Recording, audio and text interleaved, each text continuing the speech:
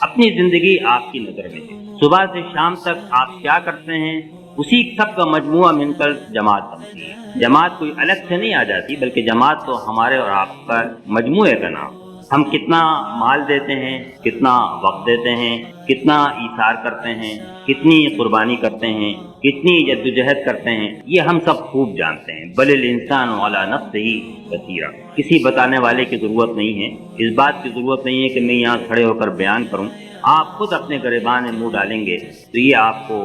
کچھ دشوار نہ ہوگا کہ آپ یہ دیکھ لیں کہ ہم کہاں کھڑے ہیں۔ تو اس تحریک کا پہلا بنیادی مقصد جو ہے وہ تو دعوت، باقی سب چیزیں بات کی گئی، انتخابات ہوں یا شریعت کا نفاذ ہو یا اور بہت ساری چیزیں ہوں، یہ سب تو بات کی چیزیں ہیں۔ یہ فرائض میں تو سب سے بڑا فرض جو دستور میں لکھا گیا ہے وہ رکن کا یہ ہے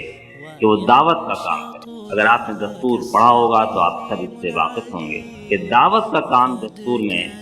ہر رکن کے اوپر فرض کیا گیا ہے، اس لیے کہ دعوت ہی دراصل تحریک کو لے کر آگے بڑھ سکتی ہے اور اس کو اپنی منزل کی طرف لے کر جا سکتی ہے۔ اور بہت ساری باتیں کہی جا سکتی ہوں گی، لیکن اللہ کی کتاب کے ساتھ تعلق اور فجر کی نماز میں نیند چھوڑ کے اللہ کے حضور میں آ کر ہاتھ باندھ کر کھڑے ہو جانا، یہ دو بیرومیٹر تھرمومیٹر آپ دیکھ لیں تو اس میں آپ کو اندازہ ہو جائے گا، اور میں بالکل صحیح بات کہہ رہا ہوں کہ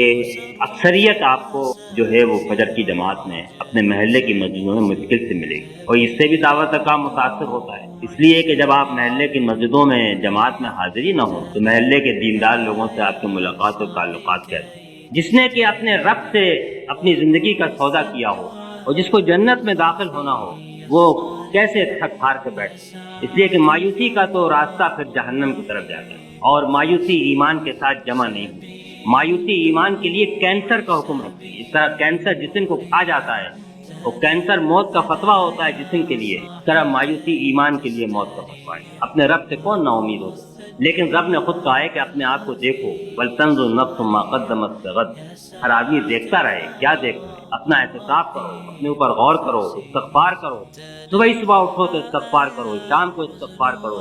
صبح کو وہ ہاتھ پھیلاتا ہے کہ رات بھر گناہ کرنے والے آئیں اور معافی مانگیں، اور شام کو ہاتھ پھیلاتا ہے کہ دن بھر گناہ کرنے والے آئیں اور معافی مانگیں، میرا دروازہ کھلا ہوا ہے۔ متقین کی تعریف ہی ہے، والذین اذا فعلوا فاحشۃ او ظلموا انفسهم ذکروا اللہ فاستغفروا لذنوبهم۔ غلطی بھی ہوتی ہے، خرابیاں بھی ہوتی ہیں، ظلم بھی کر بیٹھتے ہیں، کھلی اعلانیہ نافرمانی بھی ہو جاتی ہے،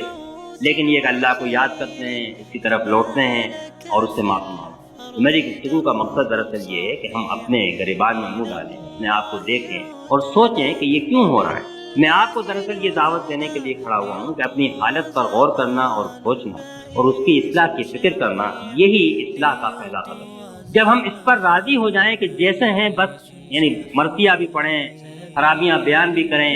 اور بار بار کہیں بھی کہ لیکن ہم جیسے ہیں بس ٹھیک ہے، گزر رہا ہے، چل رہا ہے، تو اس کے بعد پھر کوئی اصلاح نہیں۔